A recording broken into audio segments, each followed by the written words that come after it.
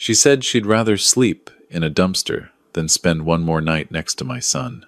That was the first thing I heard her say when I walked past the guest suite the morning of their engagement announcement dinner. She was on the phone, laughing, and she had no idea I was standing on the other side of that door.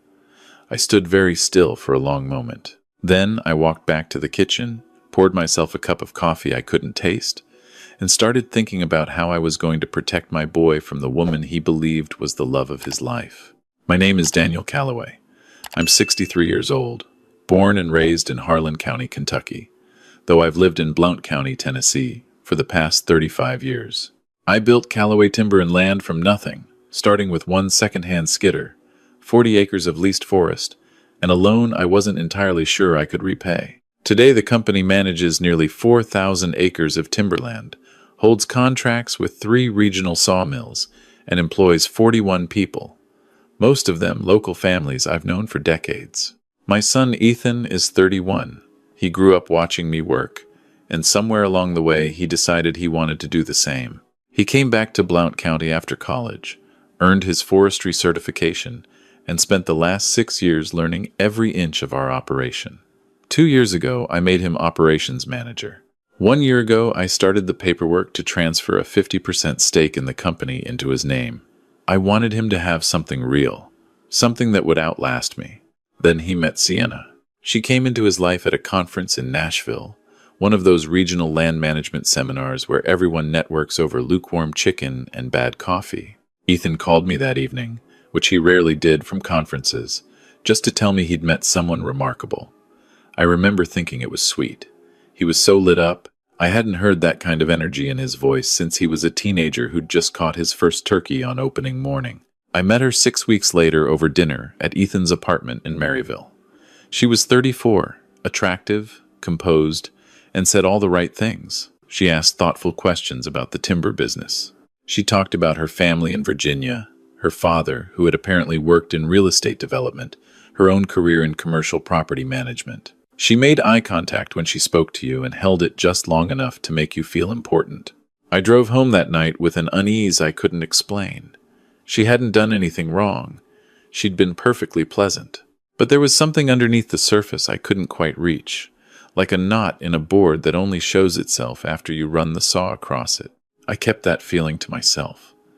Ethan was happy. He was a grown man, and I had no evidence of anything beyond a vague instinct that a father probably wasn't supposed to trust over the testimony of his own heart. They dated for 9 months before Ethan proposed. He called me first, which meant more to me than he'll ever fully understand. He asked if he could use his grandmother's ring, which I'd been holding in a safe in my office for years, waiting for exactly this moment. I said yes. I told him she was lucky to have him. I told him I was proud of the man he'd become. I didn't mention the knot in the board. The engagement announcement dinner was held at our family home, a place I'd built myself on 12 acres just outside of Townsend, Tennessee, at the edge of the mountains. My sister Pauline drove up from Chattanooga. Ethan's 2 college friends, Travis and Marcus, made the trip. Sienna arrived with a bottle of wine and a smile that could have run for office. That morning, the morning before everyone arrived, I was up early the way I always am. I'd made coffee and was heading toward the back porch when I heard her voice coming through the cracked door of the guest suite at the end of the hall. She was speaking quietly, but I have good hearing, the kind you develop after years of working around machinery. You learn to listen for sounds that don't belong. She was saying something about the company, about the land. Then she said it. He thinks I love him. God, what a fool. A pause. Laughter. Then, I told you, once my name is on those land titles, I am gone. I'd rather sleep in a dumpster than spend one more night next to him. But the transfer takes another few months, so I need to keep smiling. Another pause. Then lower. His dad is the one to watch. The old man has sharp eyes. But Ethan defends me every time, so we're fine. I walked back to the kitchen very slowly. I set down my coffee mug without making a sound. I stood at the kitchen window and looked out at the mountains turning gold in the early light, and I understood 2 things simultaneously. My son was in serious danger, and if I moved wrong, she would vanish before I could stop her. The dinner went beautifully. Sienna charmed every person at that table. She told a story about the first time Ethan took her hiking that made Pauline cry from laughing. She held Ethan's hand through most of the meal and looked at him the way a woman looks at a man she loves. I watched her do it and thought about how much practice that kind of performance must take. Ethan caught my eye at some point during dessert and gave me a look that asked what I thought. I raised my glass toward him. He grinned like a kid. It was one of the hardest things I've ever done in my life. The next morning, after everyone had left, I sat Ethan down at the kitchen table. I told him I needed to talk to him about something serious. He sat back in his chair, and I could already see the defense going up. That slight tension in the jaw that meant he was anticipating something he didn't want to hear. I told him everything I'd overheard. Every word. I kept my voice steady. I didn't editorialize. I just said what I heard. When I finished, Ethan was quiet for a long time.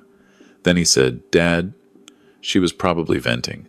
"People say things in private that don't mean anything. You know how you sound when you're frustrated." I said I knew the difference between venting and a plan. He said, "You've never given her a real chance. From the very beginning, you've been looking for a reason not to like her." He wasn't yelling. He was calm, which was somehow worse. "She tells me she feels like you're always watching her, waiting for her to mess up. I defend her every time, and I'm starting to wonder if I should keep doing that." I said I heard her say that too, that he defends her every time. Something crossed his face, just for a second. Then it closed back up. He said, "I think you misheard, or misunderstood. Either way, I'm asking you to stay out of this." He pushed back from the table and left the kitchen, and I sat there alone looking at his untouched cup of coffee going cold. That afternoon, I called a man named Roy Atchison. Roy was 68, retired from the Tennessee Bureau of Investigation after 26 years, and now ran a small private investigation firm out of Knoxville. We'd worked together years ago when a subcontractor tried to falsify timber volume records on a contract, and I'd needed someone careful and thorough to document it before I involved lawyers. Roy was methodical and quiet, and took pride in getting things right. He answered on the second ring. I said, "Roy, I need a favor, and I need you to be discreet." He said, "When have I ever been anything else?" I told him about Sienna, about what I'd heard, about the land transfer paperwork sitting in my attorney's office, waiting to be finalized. He listened the way he always did, without interrupting. And when I finished, he was quiet for a moment. "Overheard conversation isn't actionable on its own," he said. "You know that, Daniel. We need to know who she is, where she came from, whether she's done this before. That's what I'm calling you for. Give me 10 days. I went about my regular routine. I went to the office every morning. I walked timber stands with my foreman. I signed contracts and reviewed the quarterly numbers and called the mill in Sevierville about a delayed delivery. I did not slow the land transfer paperwork because slowing it would alert her. I simply told my attorney, a man named Carl Weber, who'd handled my legal affairs for 20 years, to process things as slowly as legally defensible. Carl asked no questions. He'd worked with me long enough to understand that sometimes the pace of paperwork is itself a strategy. Ethan and I spoke twice that week. Both conversations were careful, surface level. He mentioned that Sienna had started looking at venues for the wedding. He said she had her eye on a property in Gatlinburg. I told him that sounded nice. He said it would be expensive. I said we'd figure it out. Neither of us mentioned the kitchen conversation. Roy called on day 4. "I've got something," he said. "Her full name is Sienna Grace Mulvane. The name she gave Ethan, Sienna Hargrove, is her mother's maiden name. She changed to using it informally about 4 years ago, which isn't illegal, just interesting." I asked what he'd found. Before Tennessee, she was in western North Carolina, a place called Silva, small town in Jackson County. She was engaged to a man named Owen Prather. His family runs a logging operation, couple thousand acres. Been in the family 4 generations. She was with him for about a year and a half. They broke off the engagement, and within 3 months, Owen's father filed a civil complaint alleging that Sienna had convinced Owen to add her name to a joint operating account for the business, which she then used to move approximately $80,000 into an account she controlled. Owen's father tried to pursue it criminally, but the DA declined to prosecute. said it was a civil matter, and the documentation was ambiguous. The sound of my own breathing seemed very loud. Roy continued. Owen's father, man named Gerald Prather, is 61, still running the business. He told me, when I reached him today, that his son has never fully recovered from it. Owen blamed himself for years. He's doing better now, but Gerald said the experience nearly destroyed the family. What else? She's got credit history going back through 3 other states. Nothing else quite as clear as the Prather situation, but there's a pattern of short-term engagements, each one to a man connected to some kind of family land or business asset. None of them got to the point where she had legal access to anything significant. The Prather situation was the closest she got, and she still walked with $80,000 and no criminal record. I closed my eyes and pressed the back of my hand against my mouth for a moment. Roy, what do you need to build something that holds? I need time, and I need her to make a move on record. Right now, everything I have is pattern evidence and one civil complaint that went nowhere. A good defense attorney would knock it around. If she commits fraud in Tennessee, on the record, with witnesses, it's a different situation entirely. Then I need to give her something to reach for.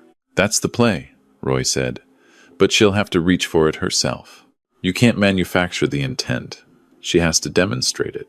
I hung up and sat in my office for a long time, looking at the framed survey maps on the wall, the ones showing every acre of Callaway land accumulated over 35 years. Then I picked up the phone and called Carl Weber.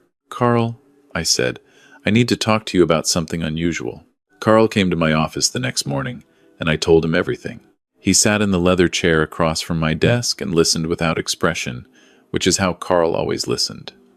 When I finished, he said, What are you thinking?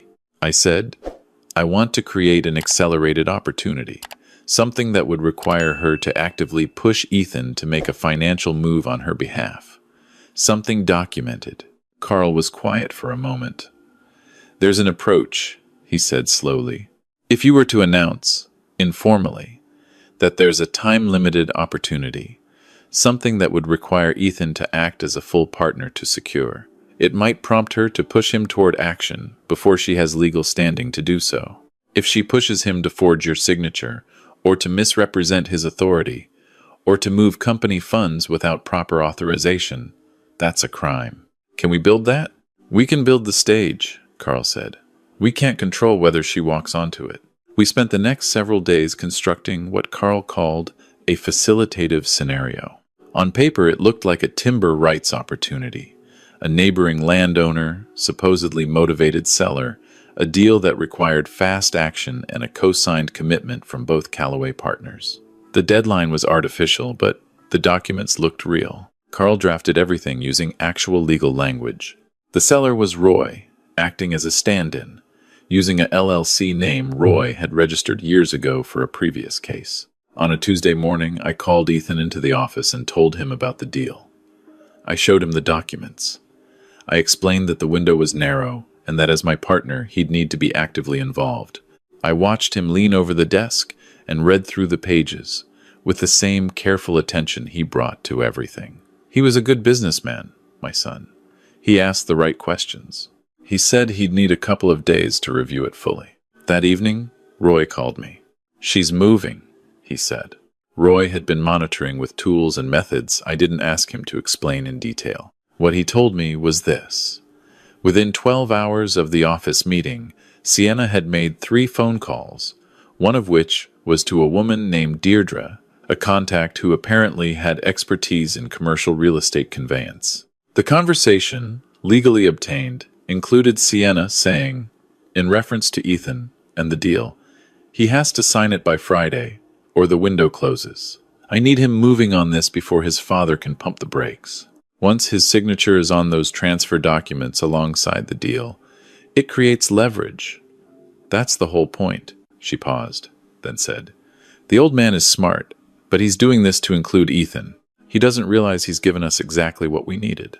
Roy sent me an audio file. I played it once. Then I called Carl. We have something, I said. Carl said, then let's bring in Sandra Okafor. Sandra Okafor was an assistant district attorney in Knox County with a specialty in financial fraud. She was 48 years old, Emory educated, and had a reputation for being thorough in a way that made defense attorneys anxious. Carl had worked with her on 2 previous cases and respected her judgment. She came to Carl's office 2 days later, and we laid everything out.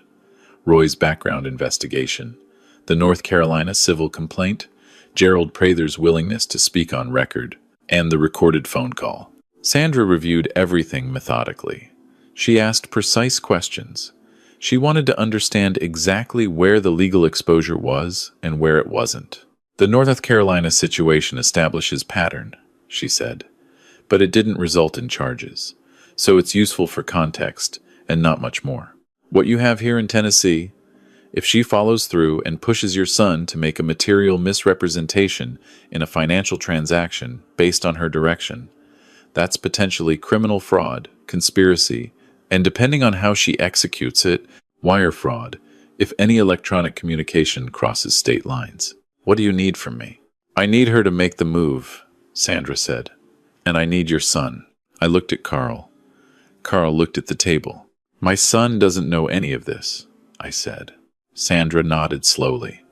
He's going to need to know before this goes further, because if he doesn't know and she coaches him into doing something that creates legal exposure for him, we have a much more complicated situation. That was the conversation I had been dreading since the morning I stood in the kitchen with a cup of coffee I couldn't taste. I drove to Ethan's apartment that evening.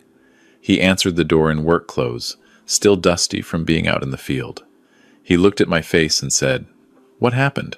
I told him everything, the full thing this time. Not just what I'd overheard that morning, but what Roy had found, the recording, Gerald Prather and his son in North Carolina, what Sandra Okafor believed could happen if we were careful, and what had already been set in motion.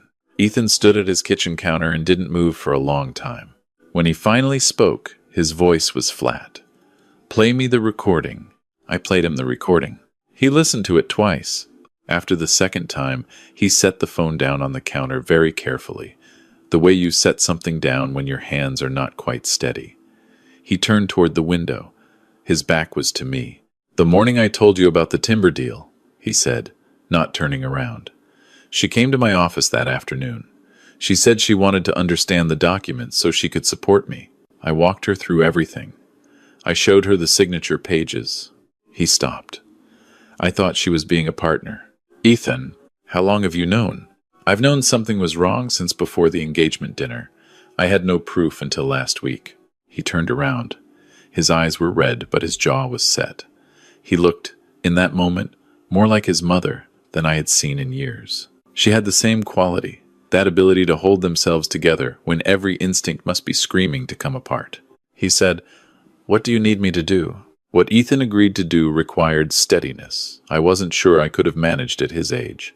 He went home to Sienna that evening and said nothing. The next morning he called her, as they had planned, to tell her he'd reviewed the deal and was moving forward. He did it from his truck, with Roy on a separate line conducting authorized monitoring of the communication under terms Sandra's office had arranged. Sienna's response was immediate and specific.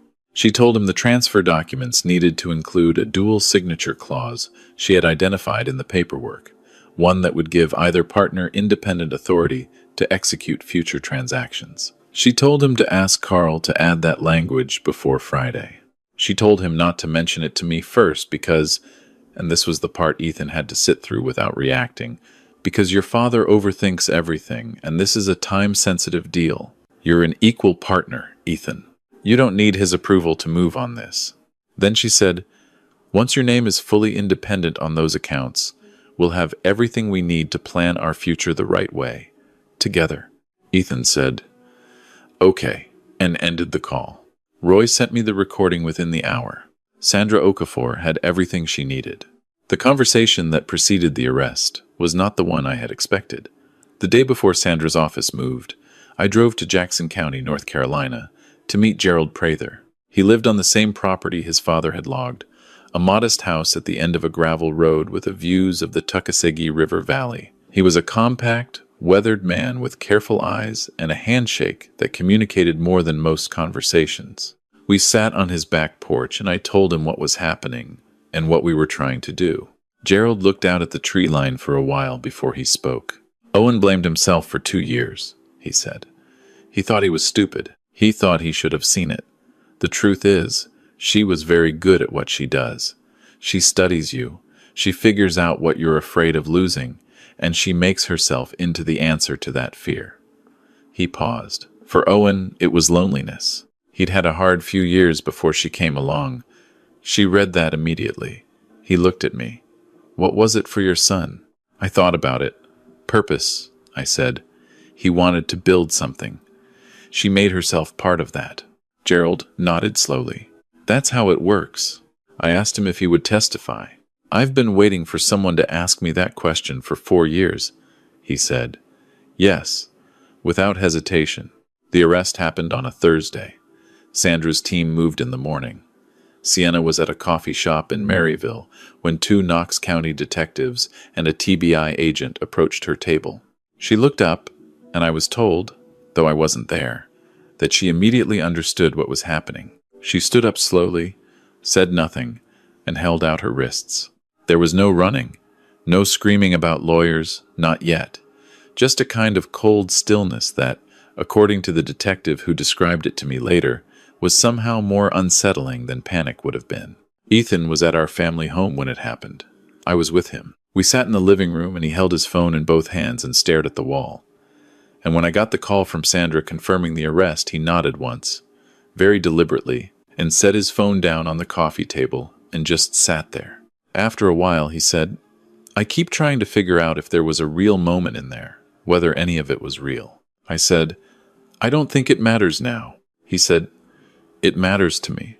I didn't have an answer for that. I just sat next to him in the quiet and let the day settle around us. The charges were fraud, conspiracy to commit fraud, and attempted theft by deception. Sandra's office added a count related to the interstate nature of the scheme when it became clear that Sienna had been communicating with her contact, Deirdre, who operated out of Virginia, throughout the planning process. That made it a federal matter as well, which brought in additional resources and, more importantly, additional scrutiny of her complete history across all 3 states. The civil complaint from North Carolina, which had gone nowhere 4 years ago, was now properly examined in the context of a larger pattern. Gerald Prather and Owen, who had driven up from Silva together, testified in the preliminary hearings with a clarity and precision that Gerald later told me surprised even him. Owen had spent 4 years carrying something he'd never been asked to put down in a formal setting. He put it down with the kind of care you use when you're carrying something that hurt you for a long time. I sat through those hearings. I watched Sienna at the defense table. She had retained a competent attorney, and she was composed throughout in the way she had always been composed. That surface-level steadiness that I now understood was not strength, but discipline. The discipline of someone performing constantly. Occasionally, she looked toward the gallery. Once she found my face and held it for a moment. I held her gaze without looking away. She looked back toward the front of the room first. Ethan testified in the main proceedings. He stood at the witness stand in a dark jacket and spoke clearly and without ornamentation. He described what had happened, the relationship, what he had believed it to be, what he had agreed to participate in once he understood the truth, and what it had felt like to hear that recording. He said one thing that the courtroom went quiet for. She told me my father overthought everything. She said I was an equal partner and didn't need his approval. What she didn't count on was that my father didn't do any of this to control me. He did it because I couldn't see what he could see. The difference between a man who wants to control his son and a man who wants to protect him is whether he's willing to lose the argument to save you. My father was willing to lose the argument. He paused. I should have understood that sooner. I looked at the table in front of me until I was sure my expression was under control. The verdict came back guilty on all counts.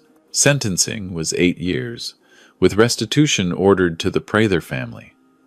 Restitution I had already privately committed to supplementing regardless of what the court ordered, because Gerald Prather had driven to Knoxville to help my son, and that wasn't something I could put a number on and walk away from. As the bailiffs led Sienna out through the side door, she didn't look back. I had expected something, some gesture toward a confrontation. There was nothing.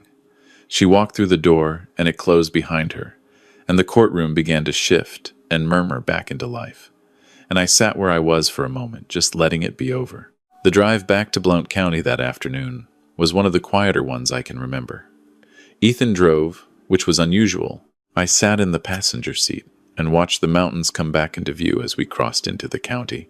Those same mountains that had been there every morning of my life here, indifferent to everything that happened below them, which is sometimes exactly what you need a mountain to be. Ethan said, "Somewhere on Route 321, I owe you an apology." I said, "No, you don't." He said, "I do. I told you that you'd never given her a real chance. I said you were looking for a reason not to like her. You were protecting someone you loved. That's not something that needs apologizing for. You were doing the same thing." "Yes," I said. "I was." We didn't say anything else for a while. The road curved along the river, and the light was long, and the mountains were doing what mountains do in Tennessee in the late afternoon, which is turn every shade of blue and green and shadow until you feel held by them. Eventually, Ethan said, "The thing that bothers me most isn't even the money or the company. It's that I doubted you. You came to me with something real, and I decided my feelings were more reliable than your judgment. You were 24 months into something you believed was love. No 20 months of investigation was going to compete with that. You were patient with me. What else was I going to be?" He glanced at me sideways. Most men your age would have gone straight for her and confronted her directly. "I thought about it," I said, which was true. That first morning, with the coffee I couldn't taste, I had thought about exactly that for approximately 30 seconds before my brain caught up to my chest. Confronting her would have ended two ways. She leaves before we have anything, or she digs in and gets access to something before we can stop her. Neither of those helps you. Ethan nodded slowly. "You played a longer game." "I played your game," I said. "The one that ends with you still standing." He didn't respond. He just drove. And after a while, he reached over and briefly gripped my shoulder in the way men in our family do when words have run out, which they sometimes do. And when they do, that gesture is enough. 3 months later, Ethan led our crew through the beginning of the largest single timber contract Callaway had ever signed, a conservation easement project with a state land trust covering 900 acres on the far side of Chilhowie Mountain. It involved selective harvesting, reforestation planning, and a 5-year management agreement that would keep those woods healthy and productive for the families that would come after us. Ethan had negotiated it himself, start to finish. I signed the final documents and handed him the pen and told him to keep it. At the signing dinner, a simple dinner at a table in our shop with the crew and Carl and Roy and Pauline and Gerald Prather, who had made the drive up from Silva, Ethan stood and said a few words. He talked about what the company meant, about the land, and what it meant to be responsible for it, about the people sitting around that table. He didn't mention what had happened. He didn't need to. Everyone at that table either knew or understood in a general way that this dinner was not just a contract celebration.